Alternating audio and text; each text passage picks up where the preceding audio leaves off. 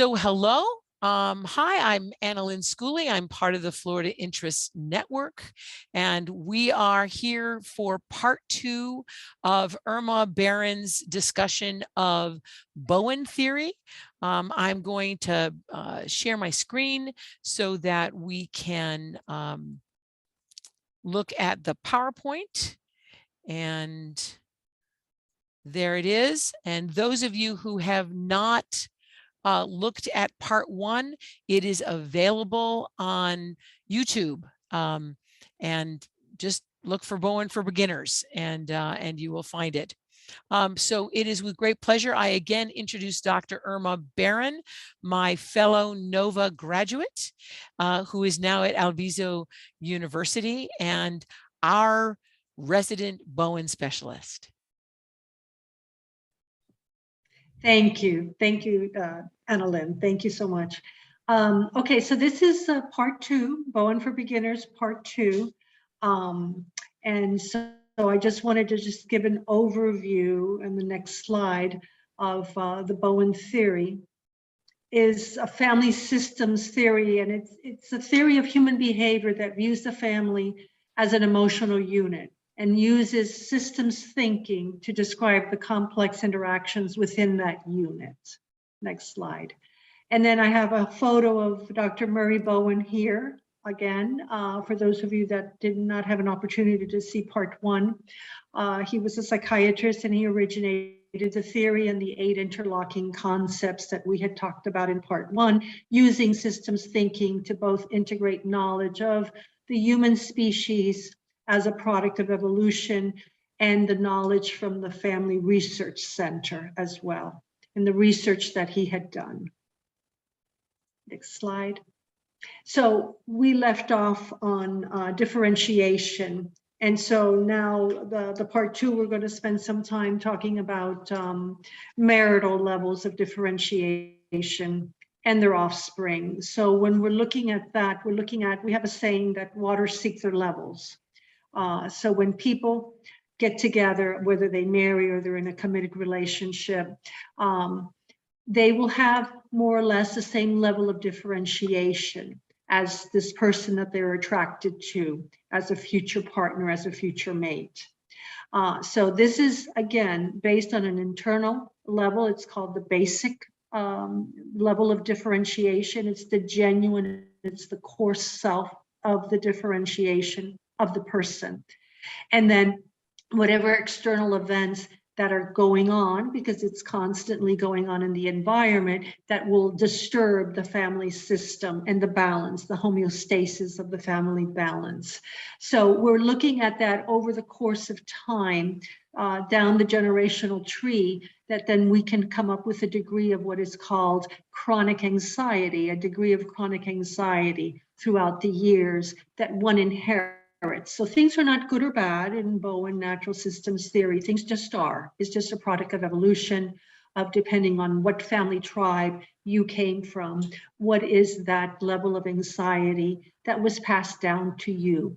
And really what we're looking at it too is on an evolutionary scale of how do we survive? You know, how has our ancestors adapted and assimilated a very changing, hostile environment. And really, we're all a product of survival. You know, our parents did good because we're here. So that's what we want to look at in terms of the evolutionary scale. So in the next slide, I tried to also add some photos on here too, so that everybody can get an idea of families in the 21st century. So there's 3 patterns of emotional functioning that we would assess. We would assess first conflict between the mates, conflict between the partners. A second way of assessing would be a disproportionate adaptation by one partner in order to preserve harmony, in order to maintain equilibrium. And the third one would be the focus of parental anxiety onto a child. And so of these 3, the one that we would favor is we would favor conflict between partners, because we would want to make sure that the parental anxiety doesn't get transmitted down into the offspring. And so we can work with two adults in the system that can make decisions in the system. And that's really what we're looking at. Next slide, please. So again, we're looking at a family and her offspring here, and we're looking at how she is going to create the differentiation sufficient for her children. Next slide. So when we're looking at the parental differentiation, parents have the task of functioning in ways that will permit their offspring to individuate. I mean, that's really the role of a parent is, you know, what can I do? What are the skills that I can give my offspring so that he or she can survive life without me? That's really what it means to be a good parent.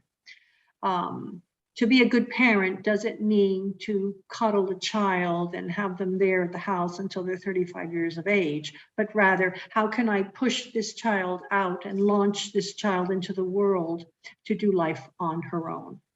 So parents will function in ways that will result in their children achieving either the same degree of emotional separation from them that they achieved from their parents. Next slide. So when we're looking at the development of differentiation, children will grow up to have more differentiation than their parents. There are some children that are much more differentiated than their parents. Some will grow up to have less differentiation, and others will grow to have about the same. And again, and I'll go further into the webinar to discuss the differences there. In the next slide. So when we're looking at all children do not separate the same emotionally from their parents. So let's talk about maybe a child that is born with a medical condition, a child that in a sense that needs medical care. That child is going to probably have a harder time separating emotionally from whoever the primary caregivers are. So I also hear Bowen always talked about the parents, but again, because we're in the 21st century, I want to be very clear, whoever are the primary caregivers. And when we're talking about marital status, whoever's in a committed relationship as well.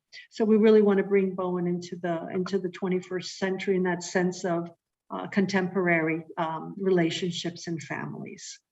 So usually then the other children in the family life cycle, they're free to individuate. They're free to go off and launch into the world because the parental anxiety is being projected onto this one child that has a medical condition, so requires a lot more care. So a lot of the other children can pretty less are free. They don't need that much parental attention. So I wanted to just clarify that. And again, things are not good or bad. They just are in that sense. Sometimes the youngest in the family system is fine. There's no medical condition, but because it's the baby, maybe the primary caregivers will hold on to that last child because they don't want to launch that child and then have an empty nest. So it depends. The firstborn usually is the recipient of the major anxiety because it's based on a fantasy system of what the parents wanted. They were fantasizing whether they were going to have a boy or a girl, what name they were going to give their child, what their child was going to look like, how their child was going to grow up. So again, it might be very hard for the firstborn, number one, not to come down with symptoms. It might be hard for that firstborn to pull apart, emotionally separate, and launch into the world. So it really depends on the degree of anxiety. Now, if there's a second child that is born, then depending on the gender, if that is the gender that, let's say, the parents wanted, then that anxiety may lift from the firstborn and may go on to the second one. Or let's say the first one doesn't want to fulfill the responsibilities of being the firstborn eldest. Let's say they don't want it. And so now that anxiety will go on to the second one. So the sibling position, it doesn't really necessarily determine birth order, even though the birth order is important, especially with firstborn children. but it really determines the position that each child agreed to accept. What are the terms? So sometimes you may have the youngest sibling turn out to be the responsible eldest. Again, if there's 5 or 6 years of separation, then in that family life cycle, that child becomes a firstborn all over again. And of course, if we have that significant generational gaps, 10 years, blended families are coming into the play. We could have maybe 2 separate firstborns in the family life cycle as well when they all come together. So I just wanted everybody to really see how that sibling position comes into play. Now, when children do launch, when they do leave home, they're going to replicate the same version of the family relationship patterns with others. If the child achieved a small degree of emotional separation from his or her family, that same degree of emotional separation is going to be played out in other important, significant relationships in his or her life, whether they're professional relationships, and the more intense ones, of course, are going to be the personal, intimate relationships that come into play. Next slide. So we have the differentiation, and then in the differentiation, we have 2 levels. As I said earlier, we have the basic differentiation, which is the core genuine self. That's determined by the degree of emotional separation an individual achieved from his or her family of origin. So the higher that level is, the more consistently high is the functioning level. Now, functioning level is the pseudo self. So the functioning level of differentiation are a chain of events, geographical moves, career moves, marital status, births, deaths, people entering and exiting the system of that sort. So those are the functional levels. So someone's functioning can increase by someone entering a system or exiting a system, but that doesn't change the basic differentiation. That doesn't change the core. Those are functional levels. People may get better when they pull apart and they move to the other part of the United States. That's a functional change. But that basic self is still going to replicate the same version of what they had when they left home. So the less the discrepancy that you have in functional levels of the people that are closest with one another. I'm receiving something in the chat. We'll get to that later. And the next slide, please.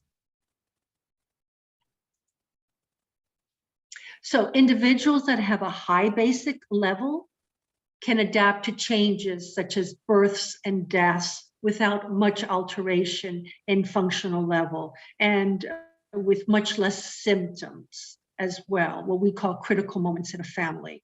In contrast to poorly differentiated people who can experience a permanent drop in functioning after such events. We've had cases of maybe a woman giving birth, and then all of a sudden she becomes a non-functioning mother, or we have now, or she becomes depressed after the birth of a child. So her functioning really drastically plummets.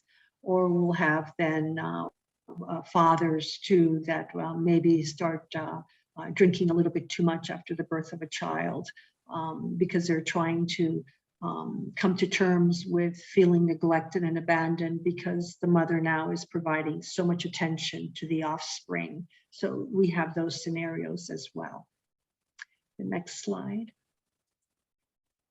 So the functional level can either be enhanced by relationships such as drugs, belief systems, cultural values, religiosity, and even superstitions, magical thinking, so they can, again, that can be enhanced, the functional levels. And so functional levels may be higher at work, okay, in the professional arena than it is at home. There's been a lot of high functioning high functioning individuals that are CEOs, and they are presidents of countries, et cetera, that you would think they're very, very powerful. But then when they walk through the threshold of the domicile, their functioning level is not the same in intimate relationships. So a parent's functional level may either increase or decrease after the birth of a child.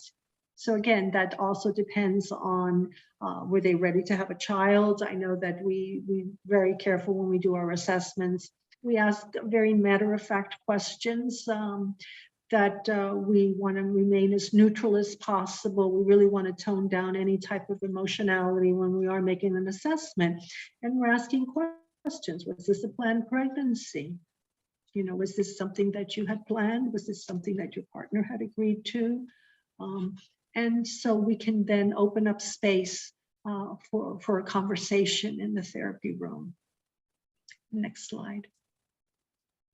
So the treatment plan basically is what we're looking at is the Bowenian treatment plan, a family systemic treatment plan, is how do we work with clients in achieving a higher level of core, of the differentiation of self, the genuine self, which means how can we teach them, how can we coach them to increase their capacity for emotional detachment or neutrality. Now, let's be careful with the word emotional detachment, because that doesn't mean that a person emotionally insulates themselves and withdraws from society. That's not what we're talking about. How can you stay in emotional contact with people that you really care about, that can push your buttons, that you can be easily triggered with? How can you create that degree of separation, of that detachment, where you're not reactive, but that you remain cognitive? How can you stay neutral? How can you predict that this person in the family, that her actions or his actions are predictable based on previous functioning? So you're not surprised. You're not caught by surprise if you're able to predict this. So really what we like to do is how can we get our families, our couples, our clients to engage more thinking than more feeling. And I had said in the part 1 webinar, most psychotherapies, what is it, 97% more or less, are feeling based. Beginning with the clinician asking, and how do you feel today? And so the person is drowning in feelings and emotions. And so the therapist is taking them over, like very Shakespearean, to the deep lake. And okay, let me drown you more in feelings by asking you how your feelings are. So we don't want to do that. We really want to engage them on what are your thoughts? What are you thinking about this? To get them out of the feeling-based system. So changes are reflected in the ability to be in emotional contact with a difficult, emotionally charged problem and not feel compelled to preach about what others should do, not rush in to fix the problem, and not pretend to be detached by emotionally insulating oneself. And so really, you know, I love the saying of fools rush in where angels fear to tread. And so really, you know, the shoulds, that you have to fix someone, you have to fix your mate, you have to, you know, fix your mother-in-law, fix your own parents. And really, how do you drop that tension, the string, the cord of tension, and really just look at emotionally charged issues? And like Bowen would say, don't do anything, stand still. And that's a Bowen quote. Don't do anything, just stand still. Allow the anxiety to whirl around you. Allow it. Don't bite the bait. And so that's how we would teach the clients. So again, Dr. Bowen never called himself a therapist. He never called himself, he called himself a coach. He said he was a family coach. And he said that what we were doing was we were coaching families. We were coaching couples. And we want to work with the adults in the system. We want to work with the people that can make the decisions. And we know that children cannot be differentiated because they are emotionally attached to their primary caregivers, and also financially as well. So we want to be very careful when we're working with clients and they want to get better. We have to really make a thorough assessment. Is number one, can they afford to differentiate? Can they afford it financially? Can they afford it emotionally? And those are two very important questions, because they may just come for what we call symptom relief, but they may not be able to be invested for long change because they are financially dependent on their partner, or the children are financially dependent on their primary caregivers. So that's one of the reasons why Bowen was very clear about working with people that can actually have the capacity for change. And to go back to what Annalyn had said earlier, and the MRI question that's famous is, and ask clients, what have you tried that has worked in the past? And why do you think, and that hasn't worked, and why do you think it's going to work today? What is different? And maybe the client will turn around and say, well, in the past, I was under my thumbnail of my father, and now my father is now dead, and now I can live my life. Okay, so that's information. That's information in the sense of that's very, very telling. What's interesting, though, is that that's a functional change, because the client wasn't able to differentiate when his father was alive. So we want to, and again, things are not good or bad, they just are. So we want to be very aware that any functional changes, whatever happens in his life later on, may be contingent on whoever are the key persons in his life, that he may not be able to be a person that he wants to be, but that he's really the chameleon adapting to whoever is in that family system that he's emotionally attached to. Next slide. So again, achieving a higher, thank you.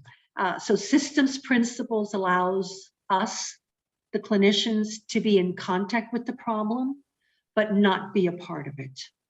So the ability to be in contact with a problem, but not part of it, relates to the emotional neutrality and detachment. Now, the emotional neutrality, it's infinite. The capacity to continue to practice it is with whatever challenges you're faced in your lifespan. Like right now, I think all of us are faced with, what we're all dealing with since March of 2020. And so really to just be very self-reflective to see, were there times that I was practicing emotional neutrality, or were there times that I was feeling emotionally triggered or charged by what was going on with local and world events, since we're still in the pandemic, obviously. So the neutrality can continue as much as one's capacity to continue to be challenged by whatever is coming through, whatever life forces are going on in the environment. Next slide. And so again, neutrality is reflected in the ability to be calm about what goes on between others, to be aware of all of the emotionally determined sides of an issue, to be aware of the influence of subjectivity on one's notions about what should be. So I'll share a story with you. Again, one has to talk about one's family of origin. And so when my father died, it was a tremendous little event for my mother, because they were literally both joined at the hip. And my mother had a really difficult time. And so she thought that I was going to step in, and I was going to sort of like be my father and be back and forth and everything, and so everything for her was an emergency. And so every time that she would call me, she expected me to drop everything and go run and do this and do that. And I remember one time I went to her and I said, listen, mother, I can't go today to the pharmacy and then tomorrow because she remembered something. I need you to give me a list of everything that you need. And we're going to run an errand. We're going to do all these errands on one day. So she was very upset with me and she said, don't be so efficient.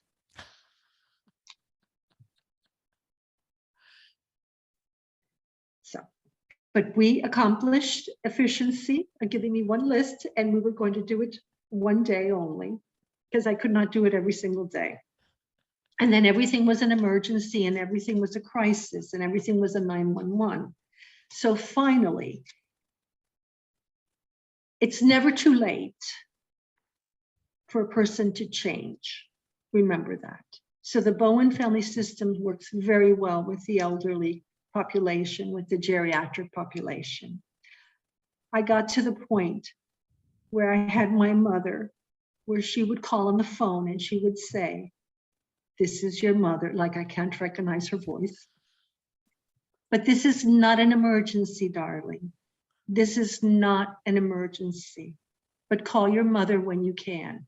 So that was a huge accomplishment, huge, rather than everything was a 911. So it worked, it was very successful, but it had to be consistent.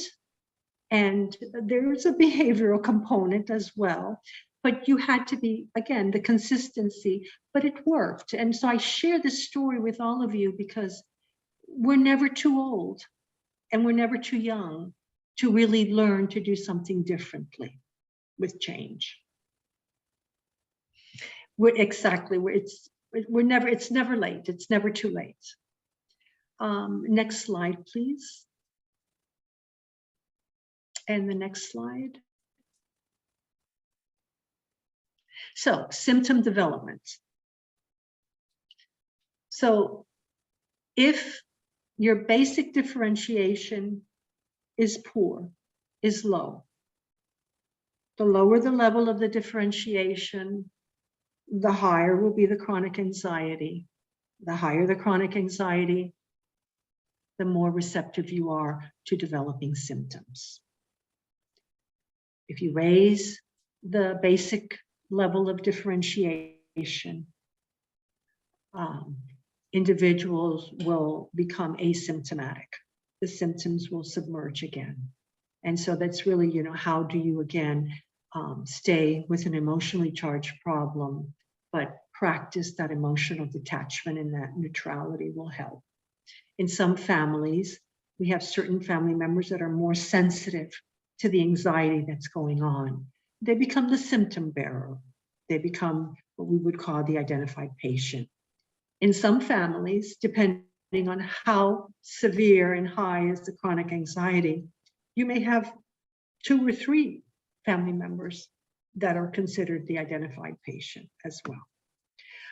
In families where everybody is appearing to function relatively, quote unquote, normal, everything is fine except for one identified patient. Usually those families are harder to treat because they have organized their equilibrium around this one symptom bearer. And so if you work with this one identified patient, then the other family members, the anxiety is going to have to go somewhere. So the system may develop another identified patient in that sense, or there may be pressure from the client to continue to consent to being, quote unquote, the sacrificial lamb for the sake of maintaining homeostasis. So that's why in part of family systems, sometimes we don't necessarily want to work with the identified patient, which is something very different.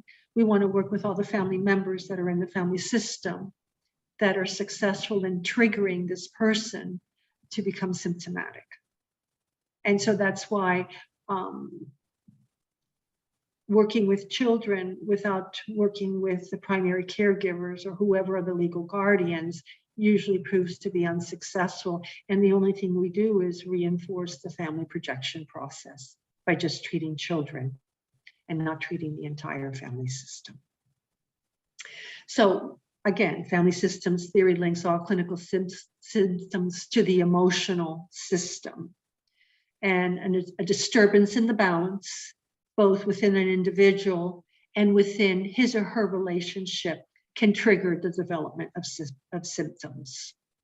Symptoms can be generated by an anxiety-driven togetherness process that's characterized by members pressuring one another on how to think, how to feel, how to act in specific ways, even what to eat, what not to eat. So when we're looking at that pressure of that togetherness, folks can become symptomatic.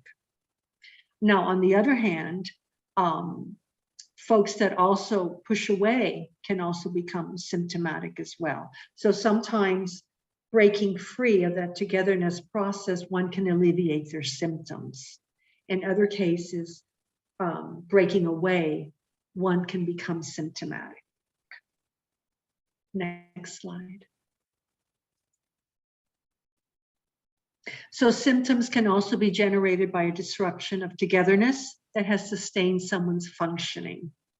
So the more members of a relationship system function in reaction to one another, the more likely someone in the system, usually the most poorly differentiated or the least undifferentiated, will become symptomatic.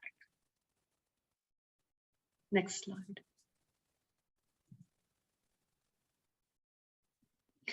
In contrast to the members of a family that are able to be in contact with one another, however, the ability to remain emotionally autonomous, to have what we call personal agency, the less likely someone will become symptomatic.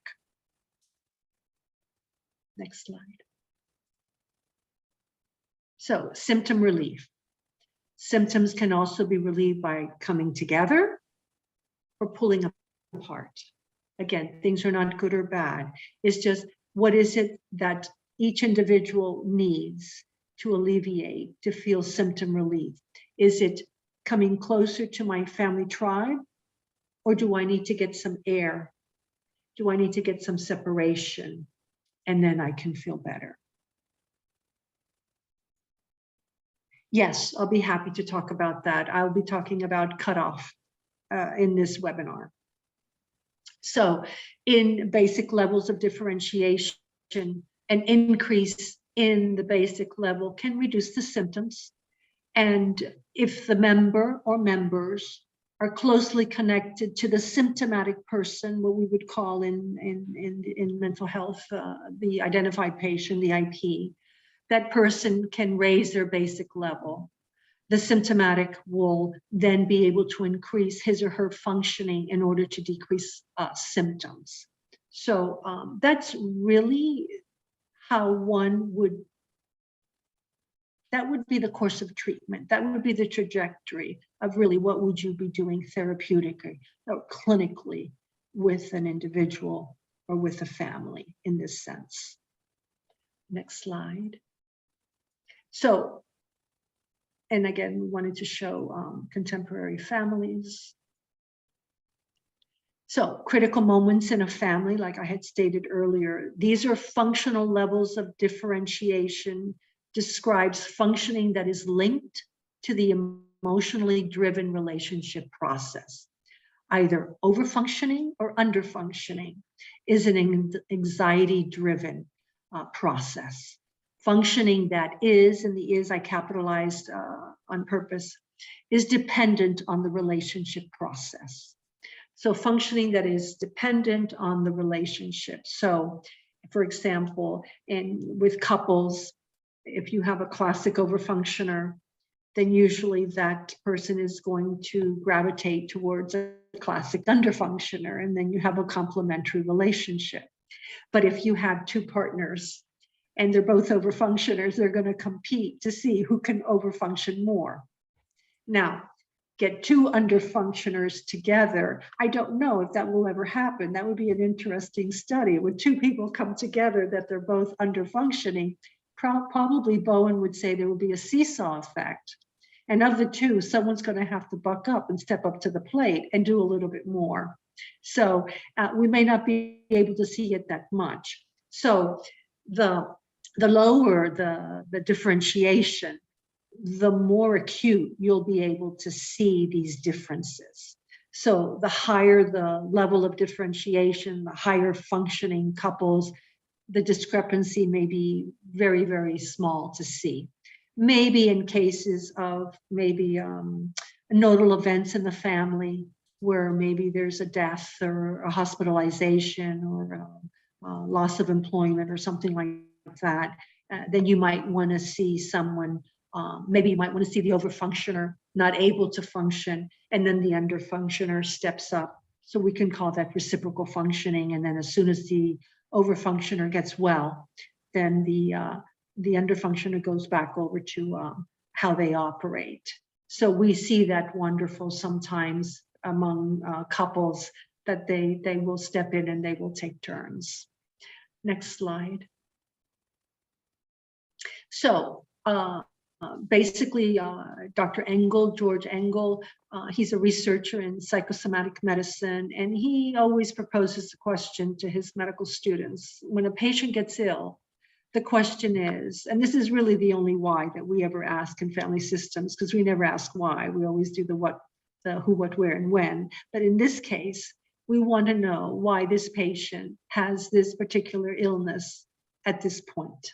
What is going on right now in the family system that this person has become symptomatic?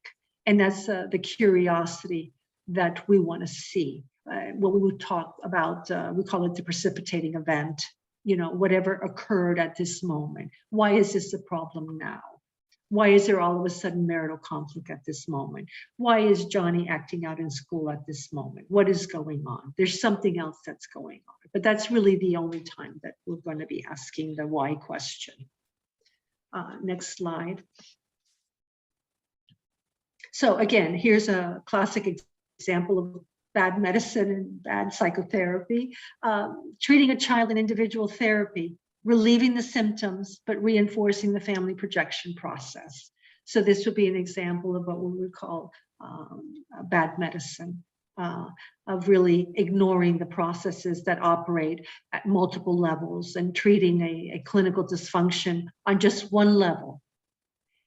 And as a reinforcement of that process that's ignored. So if I take that child and just work on that child exclusively and not address whatever is going on in the family, whatever is going on among the primary caregivers, whoever the parents are, then I'm just basically reinforcing the projection process. And basically my actions as a clinician is telling them, you were exactly right. There was something wrong with Johnny, and that's why I'm treating Johnny.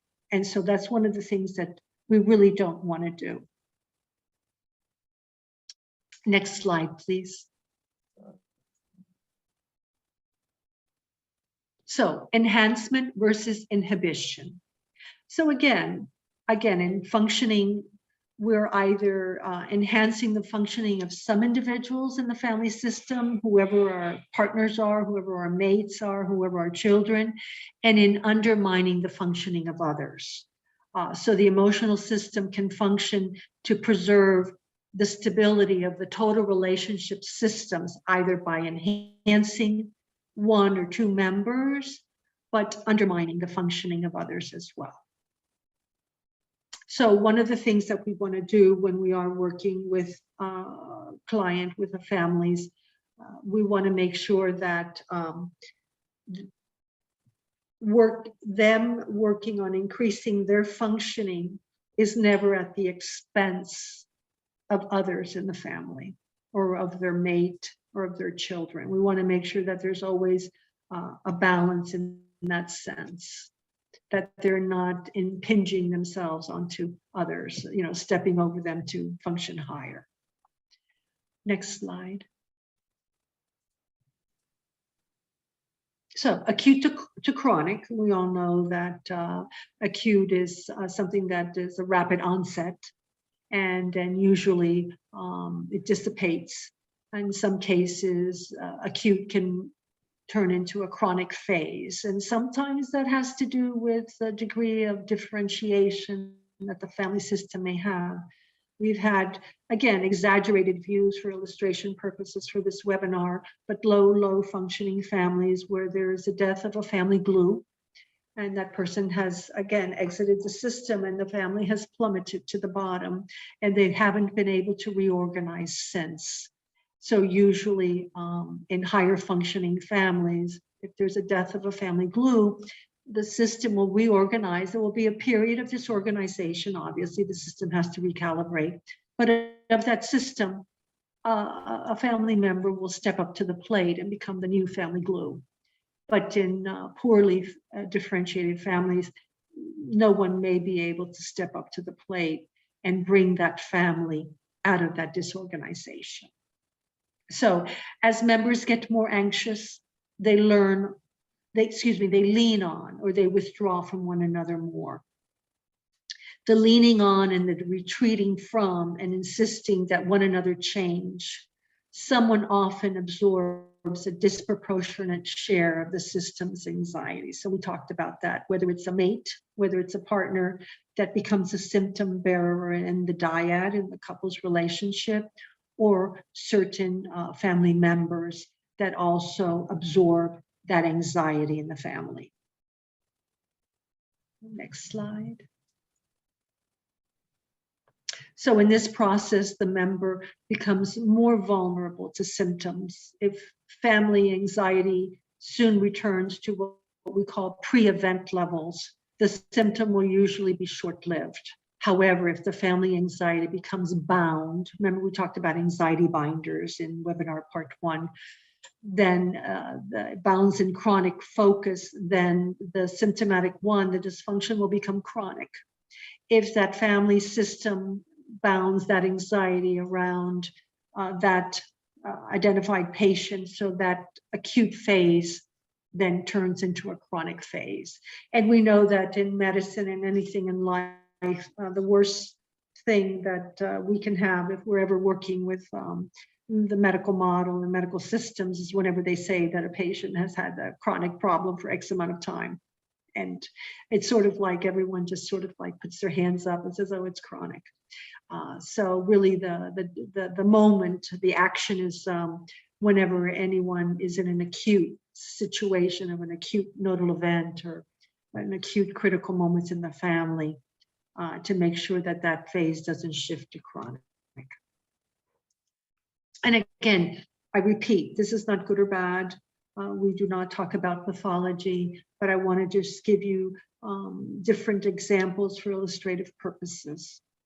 And remember, you're not going to see usually high-functioning couples coming to see you. Think about it. They're going to be home making dinner and having a glass of red wine, right? They're going to be fine. You're going to work with couples that are having marital conflict or have a problem with one of their children, or one of the partners is developing symptoms or has a diagnosis of some sort, or his or her diagnosis has exacerbated since the relationship. We know cases where couples will get together and one person was in remission for whatever, nothing serious, functioning, and then all of a sudden the togetherness process has triggered symptoms in that person. So if they pull apart, if they withdraw a little bit, they're able to manage their symptoms. Look at the next slide. And the next one. So I want to talk about cutoff now and symptoms.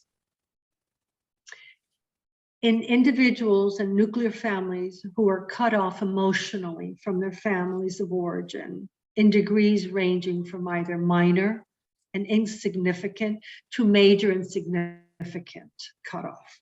Cutoff from these families of origin to reduce the discomfort generated by being in emotional contact with them. So I want to say that cutoff is neither good or bad. In some cases,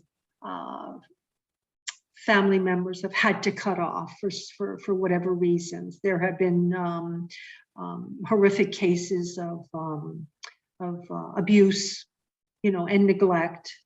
And the person had to just, the child had to grow up and get emancipated and get out, and the cutoff was a way of saving her life, so we don't want to send that person back, obviously, to the abuser, and we've had cases too of sexual abuse, etc. So a way of repairing the cutoff would be letter writing that we talked about in part one. The narrative therapy is important. If the abuser has died, then the letter writing could be very symbolic, and then there could be a ritual where they could bury it at the gravesite, or they could read it out loud, and then later on they could shred it. But it's something that could happen in terms of how healing can take place. But we never want to force anyone to go back home to repair a cutoff that could put them in danger, or could trigger them or exacerbate any type of trauma that they have had. So I really want to be clear about that. Next slide. So cutoff can be used to reduce anxiety as a means of survival. So again, I repeat, it's not good or bad. And while people and nuclear families can reduce anxiety by cutting off, people in nuclear families can also increase anxiety by cutting off. So you can reduce or you can increase. Now, what happens in the cutoff, and I think it's in the next slide, is if for whatever reasons the cutoff cannot be repaired, then that person is going to replicate that same version in other parts of life, whether it's professional relationships, personal intimate relationships. I talked about in webinar number one, people that all of a sudden come together, in this fusion, this whole, well, don't be surprised that as fast as they fuse, they break away just as drastic and just as severe. So we've got this drastic fusion and then the opposite of cutoff. So we're looking at it on that polar opposite dichotomous scale. All right. So these are very, very severe cases of one extreme of fusion and the other extreme of cutoff. So most people, high functioning, moderately high functioning individuals, are not on those opposite poles. They fall somewhere in between, give or take whatever the standards of deviation are. Next slide. So the greater the undifferentiation or the fusion between the generations, the greater the likelihood that the generations will cut off from one another. So again, folks that are operating on that extreme opposites of the poles are usually undifferentiated. We're looking at not severe, but poorly undifferentiated individuals. So reducing emotional cutoff from the past is one of the most important elements of therapy whenever possible. And again, it doesn't mean to go and face the abuser, but again, how do you reduce that letter writing, maybe engaging with other family members around, and I call it spreading the anxiety with other family members, as long as your client feels safe, as long as he feels safe and he's not triggered. Next slide. So the amount of so here's the confusion sometimes that students sometimes have. The amount of physical distance that exists between people and their families of origin is not equivalent to the amount of emotional distance that exists. People can live several thousand miles away, different separate continents. They can be in better emotional contact with each other than people who live in the same town, on the same street, or in the same house as their family of origin. So geographical separation does not represent cutoff unless the geographic separation was a means of cutting off. So if you have a student that started to apply for universities on the West Coast of the United States. So we want to always be curious, was this a thoughtful process because all the good schools are over there, quote unquote, or was this a means of getting away from family of origin? So we really, and again, and this is the conversation that you would have then with your client, or people that are finding a job in another continent.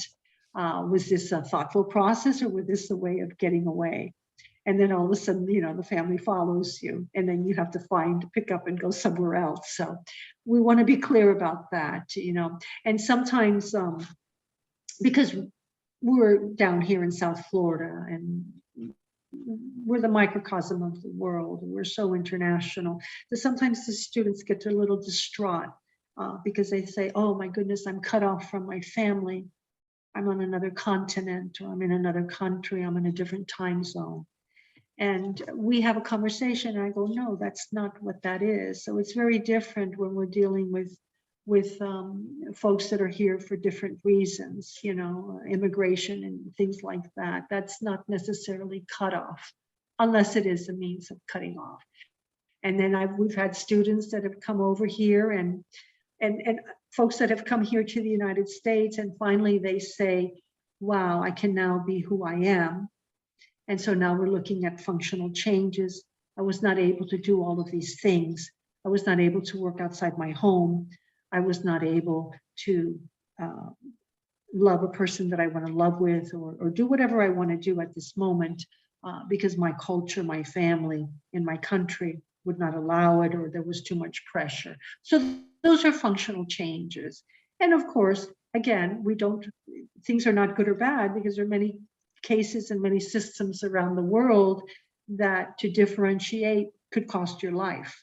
So we want to be clear about that.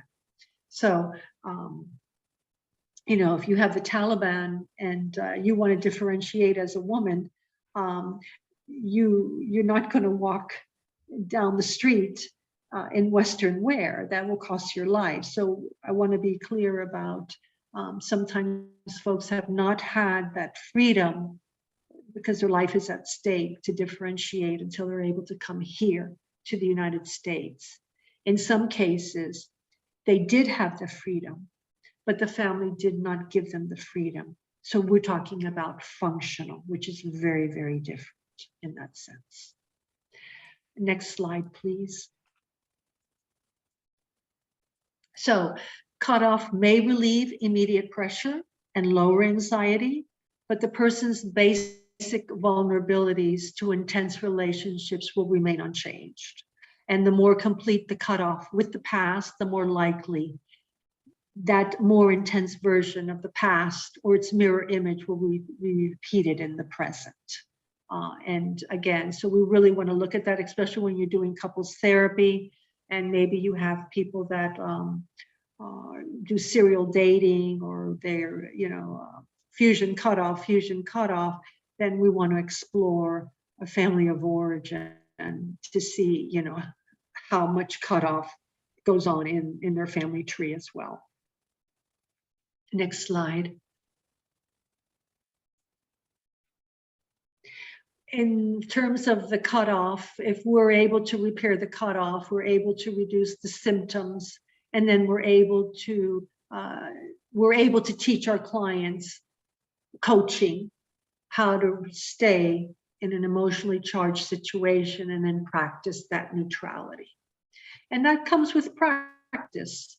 And so they may have to, let's say for the beginning, maybe they're working on repairing cutoff, and it's safe for them to do it.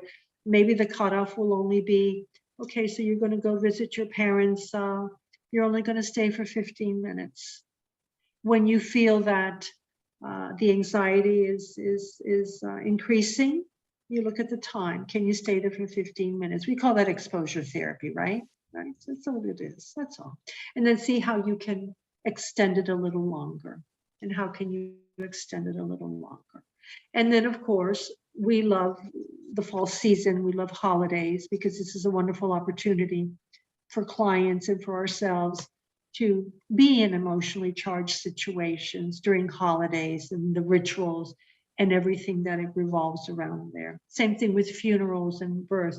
People that are not religious, have you noticed? how all of a sudden they're calling all their family members to find out, what are we supposed to do? You know, how do we do this? You know, what's the ceremony? What are the rules? Because again, it's an anxiety-driven process. There are nodal events that are going on, and everybody's taking out to see how we're going to do this and how we're going to do this the right way. So, and those are the critical moments in a family. But those are opportunities for your clients and for yourself to go back and work on that and ask yourself, you know, when was the last time that you experienced a critical moment in your family? And maybe some of us have, because of the pandemic that we're in. Maybe we've had family members that have been hospitalized. Maybe we have family members that have died. You know, how have we handled that? You know, how are we working on that right now? You know, these are very trying times. I think more than ever, besides, I think 9/11, I shared that in part one. 9/11 was a very trying time here nationally and around the world. For me, from my experience, I think that now COVID has been sort of like the equivalent of how I felt for 9/11, but for me personally, and it still continues. So, and how do we handle it? You know, what is it that we do? I know what I have done. I have turned off my television since March of 2020. And guess what I did 2 weeks ago? I gave it away. I gave it away. There. I don't need to watch any breaking news, because the breaking news is going to come into my telephone anyway. And I can't give my phone away, although I've thought about it. But again, you know, what is it? What is it that we do? You know, what is it that we do? How do we manage our anxiety? That's all it is. And we can't judge. So growing away from one's family depends on gaining more emotionally objectivity. Notice how it's written, growing away, individuating, leaving home, staying emotionally connected, but having that emotional objectivity. So more objectivity means one is better able to see the ways in which he or she is part of the system, the ways in which he or she affects the emotional functioning of others, and the way others affect his or her emotional functioning. That's really what it means to have that emotional objectivity and growing away. Next slide.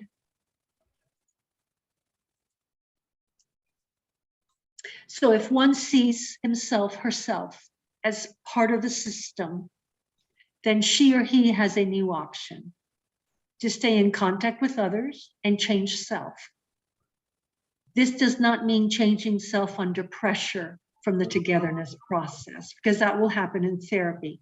Some clients will have to leave, they will check out, they will terminate prematurely because there's been too much family pressure. Oh, don't listen to that woman, she's putting crazy thoughts in your head. Oh no, what happened to that nice person that I married? What happened to that nice son that I would be? No. And so there's that, again, in order to change, it's challenging the system, and you're upsetting that homeostasis until a new one can be created.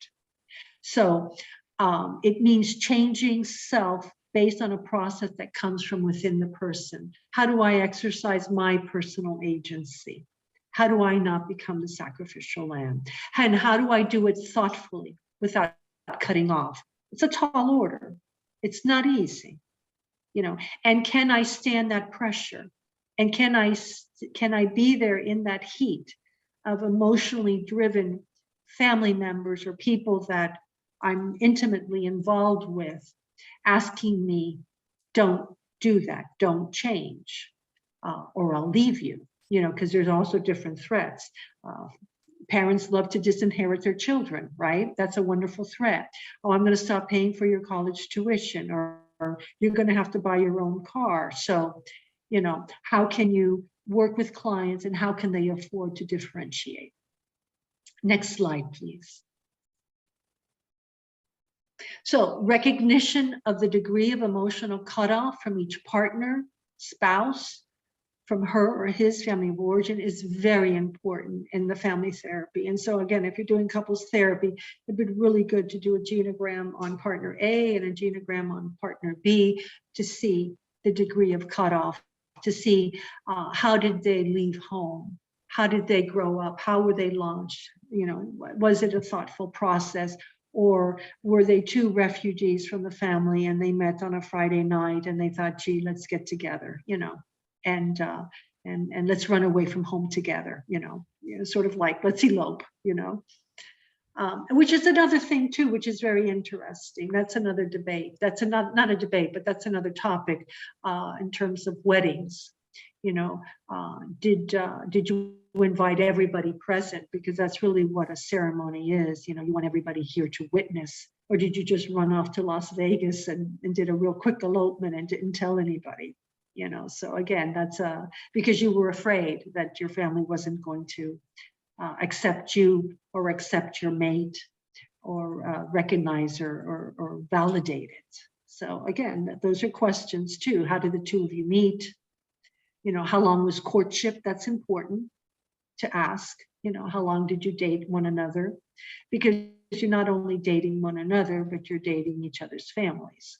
And so maybe the date could go on for maybe a year and a half, because, you know, someone can put up an act for so long, but it's great to have holidays and notable events during that courtship period so you can see how your partner, your future mate, how the family responds, how your mate responds, you know, what am I getting into? You know, this is a package deal that I'm going to be getting into.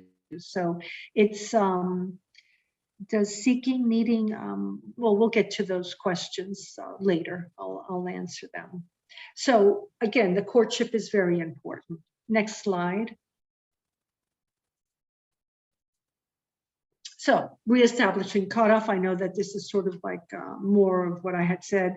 People who are significantly cut off and who develop serious symptoms may get complete or at least partial remission of those symptoms based on reestablishing contact with the family. So whenever possible, we would want to get the couples to go back to their family of origins and see how they can repair that cutoff, because one of the things that you want to do is there's too much anxiety in the dyad. So when we have two people that are refugees from their family of origin, it's too much pressure for the dyad. It's too much. They need to have contact with other significant family members in their life as well. Your partner cannot be your mother, your brother, your father, your sister, your best friend, you know, those beautiful romantic love songs that, you know, they don't work. It's not practical. They're beautiful and they're romantic, but you cannot be my everything. It's impossible. And so that's one of the things that you really want to educate. Remember, Dr. Bowen, we're educators, we're coachers, you know, we coach. We give couples the freedom that they don't have to do their life the way that their parents did their life or their grandparents, that they can come together and make decisions of what works for them, for their life now in 2022. Next slide.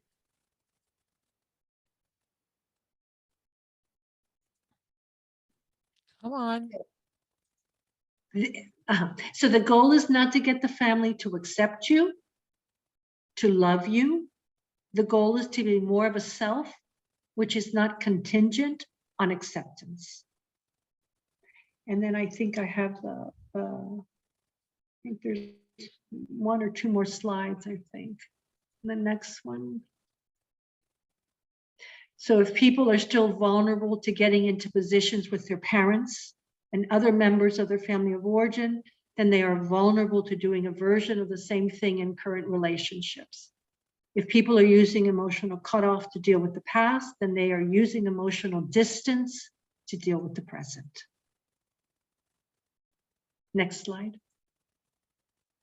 And a person's relationships with parents, with siblings and other relatives during childhood and adolescence are the primary influences on the way that he or she will manage herself or himself in marriage, with children, and with other important people in life. and changing oneself while in relationship to the past, while in relationship to the people that are emotionally charging you, is the high road to increasing the basic level of differentiation. If you can change, if you can increase your basic core self while in relationship to the people that are pushing your buttons, then that's not a functional change. That's a true change. And you can then raise the level of differentiation of whoever is in your current circle of your intimate relationship as well. That's the high road. That's the hallmark of therapy right there for Bowen. So to increase one's ability to distinguish between thinking and feeling within self and others, and learning to use that ability to direct one's life and solve problems is the central guiding principle of family psychotherapy. Separate thinking and feeling.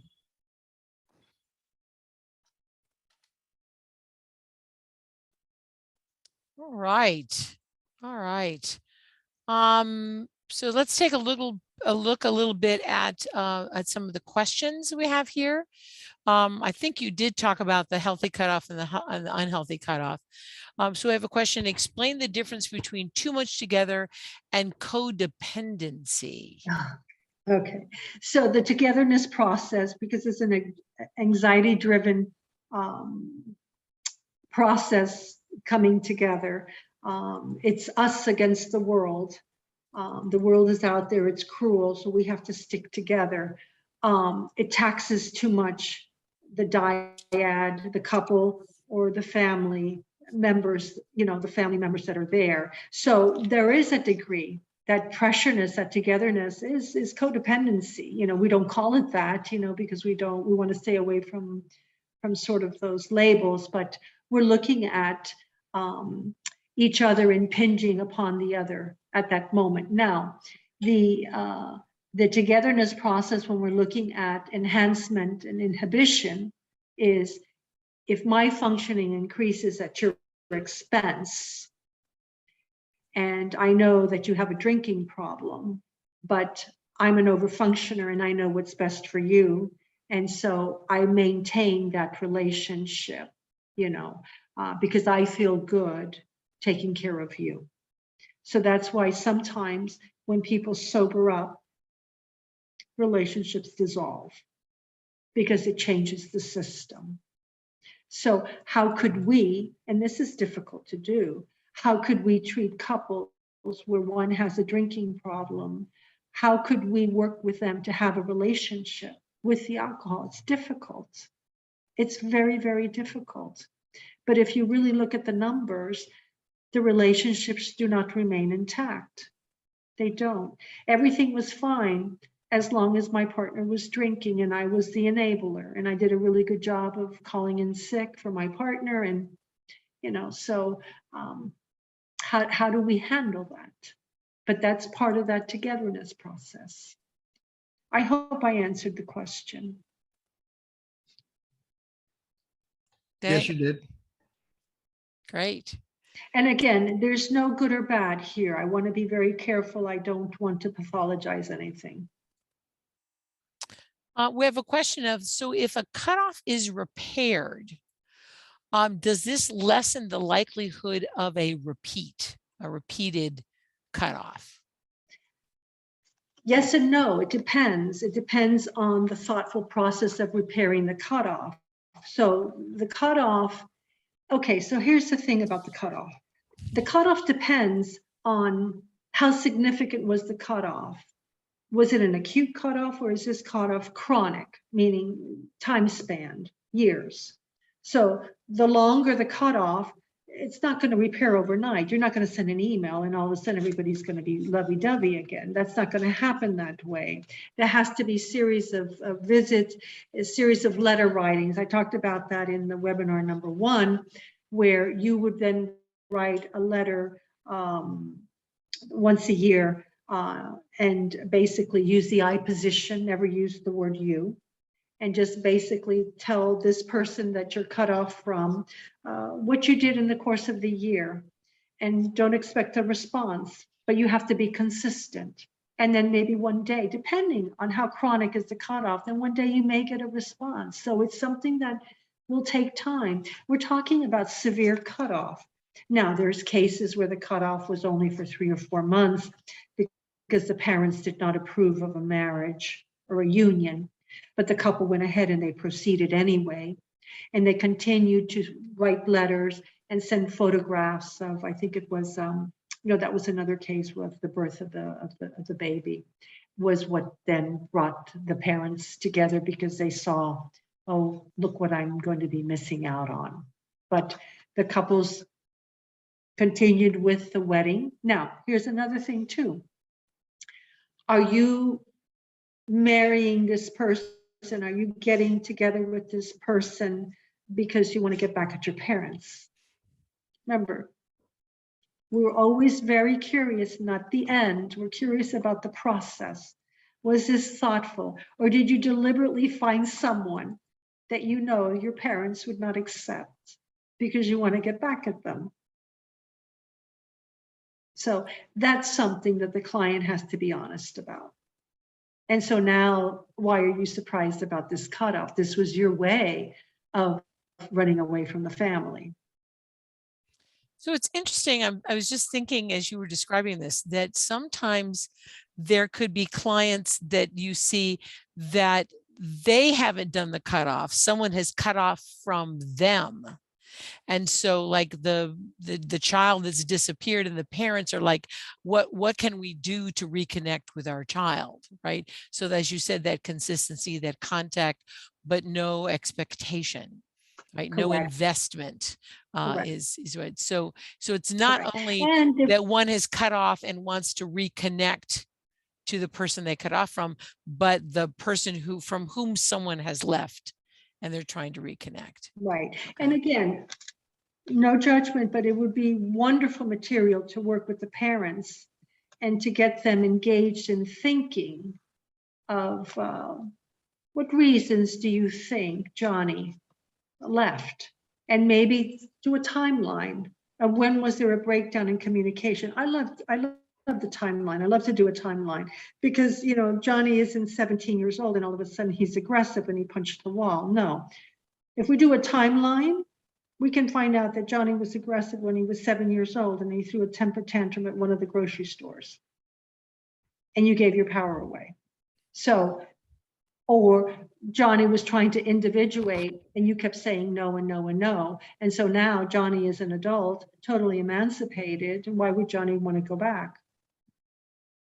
And of course, we're not going to say it like that. I mean, I'm saying it fast now for the sake of time, but, we would have to, and it's not blaming the parents, it's for the parents to see examples of how Johnny tried to individuate, because that's healthy for children to do. It's normal for kids to want to listen to music that their parents don't like and dress like their parents don't dress. We want that.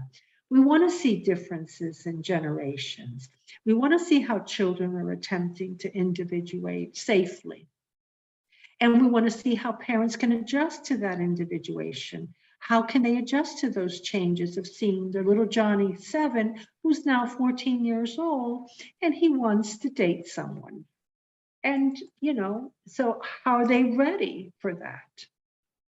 So I can see how it could be very tempting to think of Bowen therapy as individual therapy to work with and I believe that Bowen preferred to work with the most differentiated member of the family individually.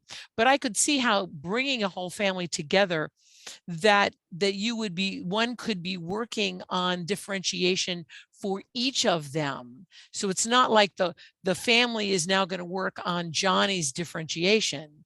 It's that in reconnecting to Johnny or figuring out what's going on for Johnny, we're also going to have to work on the parents' issues of letting Johnny go or whatever, which is probably going to echo back to their family of origin and how they learned. So it could look like that we're doing individual therapy with each member of the family, but after a while, it's all about the relationship. So It's it all all about the starts to relationship. merge together. And I have you one more triggered my, question. sure, I have and one not more just, question. Yeah. Yeah. Go ahead.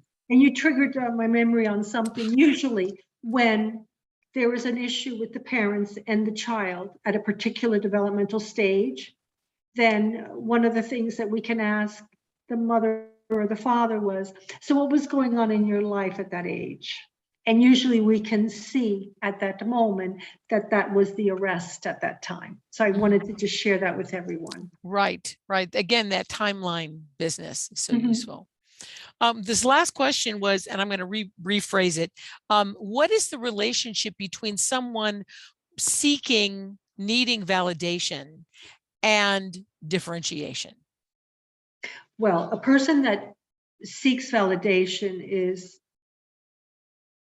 poorly differentiated in the sense that their core functioning is contingent upon whether you accept me or not. Do you think that I'm competent? Do you think I did good?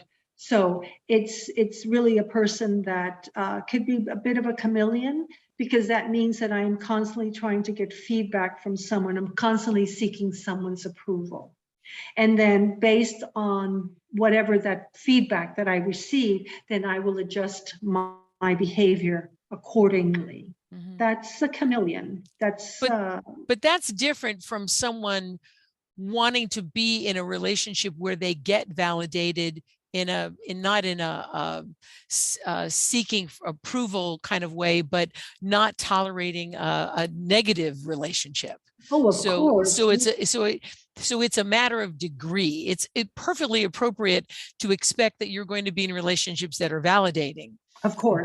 But if it's seeking beyond, if it's now I'm going to use boundaries because that's not the right term for this model, but the idea of staying engaged, right? Staying engaged emotionally, but not getting emotionally invested or out of control, right? Not having one's anxiety go up. And if I'm in a relationship where I'm not being validated, then probably I need to seek another relationship. Yeah, you're being rather than pursuing that relationship and chameleoning myself in order to get it. Correct. Yeah, so that person is really undermining your functioning, undermining your self-confidence, your self-esteem. Mm-hmm. Remember, Michael Kerr said, you cannot have two highly differentiated people living parallel lives. They have to come together every once in a while for intimacy. If not, why are you together in a relationship? So, I mean, a lot of people think that Bowenians are all, no, I mean, you're together, there's an emotional component, there's intimacy there that's involved, of course, yeah.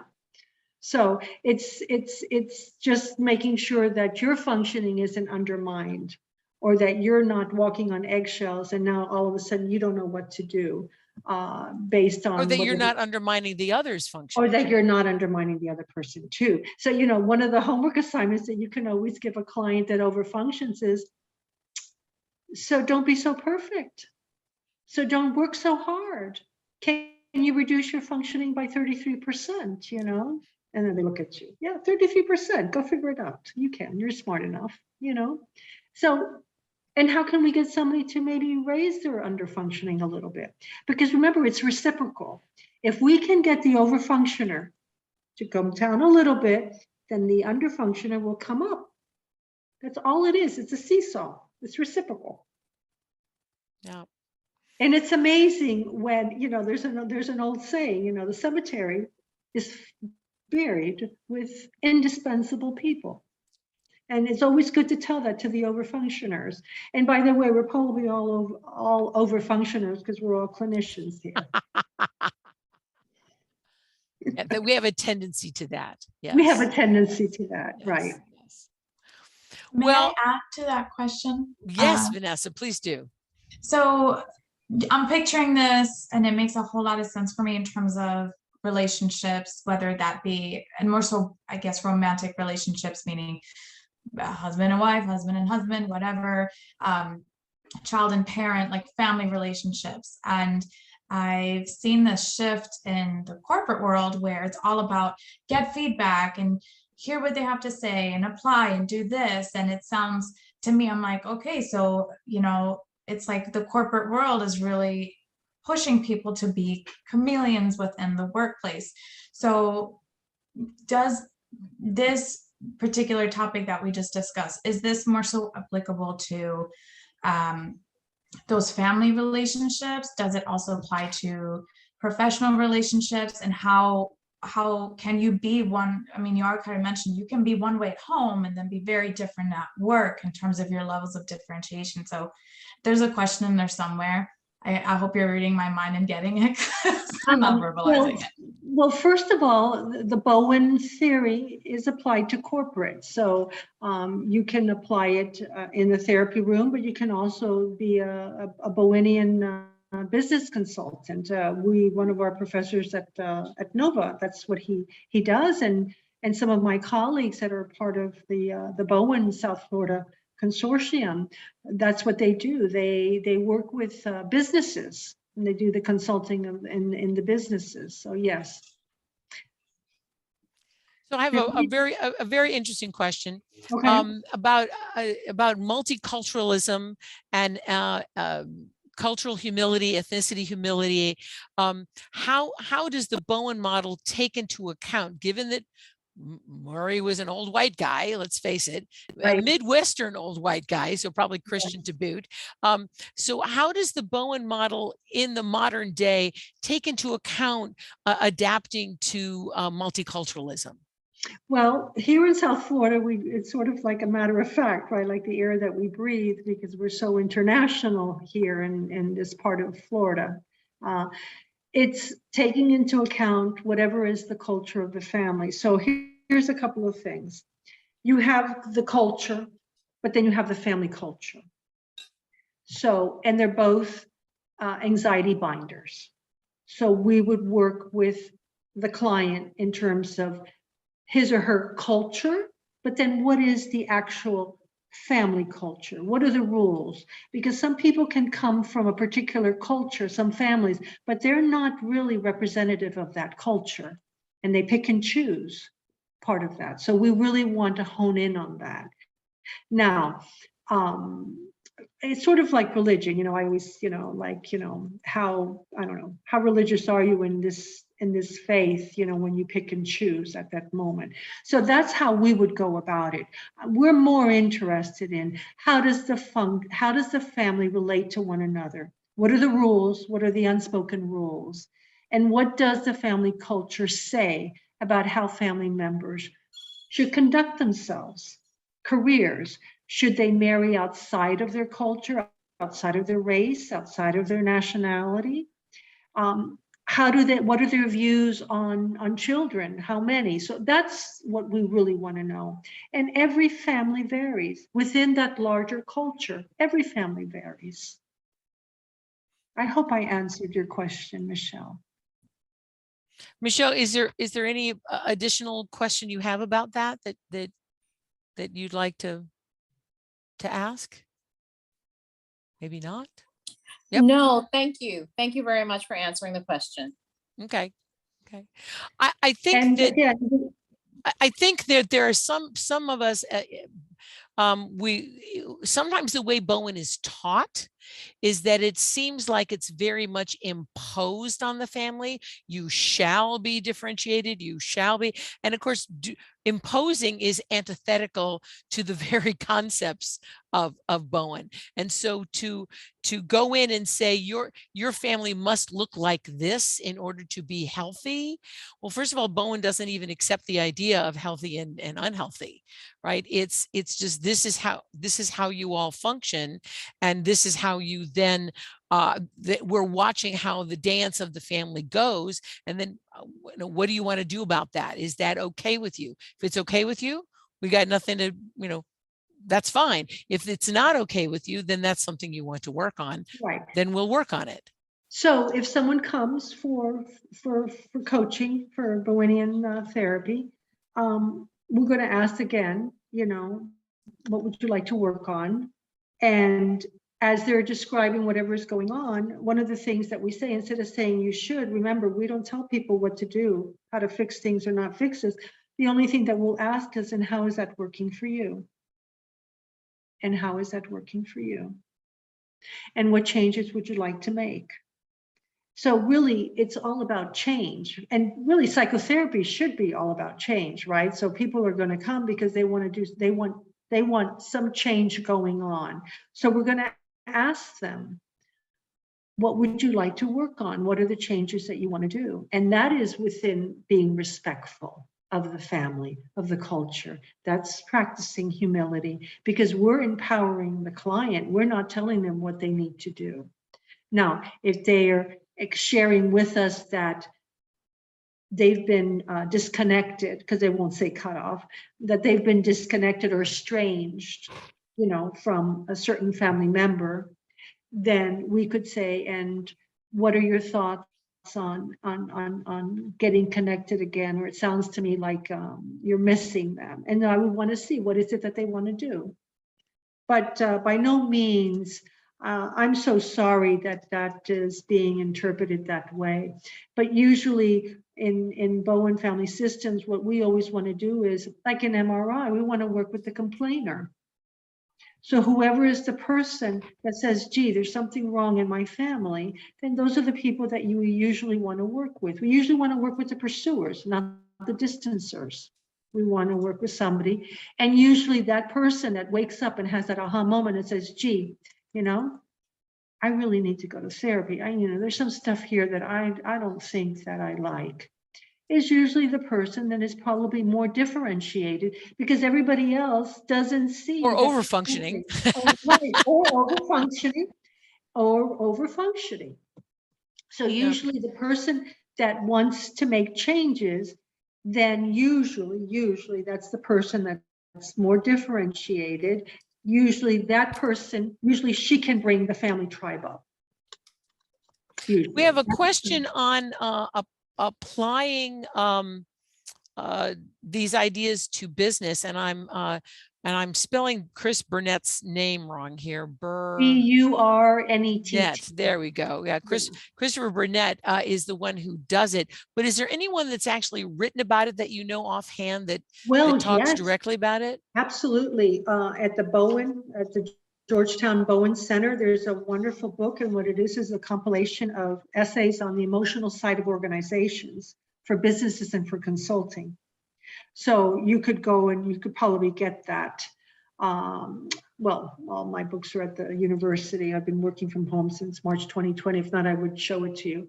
I don't have it here at the house, but the emotional side of organizations, definitely. You can also look at the work of Eileen Gottlieb. She does a lot of work with businesses, and she's part of the Florida Family Research Network. And actually, Chris refers a lot of people to Eileen Gottlieb, and she's in Delray.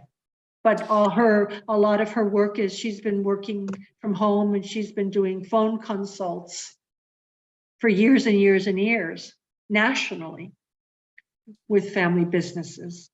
And you said the name is Eileen Gottlieb? Eileen Gottlieb, Gottlieb. Eileen Gottlieb. And let me see if I have. Let me take a stab at what this might look like. So if you're consulting to a business, you would do a genogram. It would probably look like an org chart, but you would do a genogram to show where the different hierarchy is in the business. The high managers, middle managers, etc. You'd be looking at those relationships with the same kind of conflict cutoff, all those kinds of this. Who, the people in research and development never talk to marketing, right? They're cut off, right?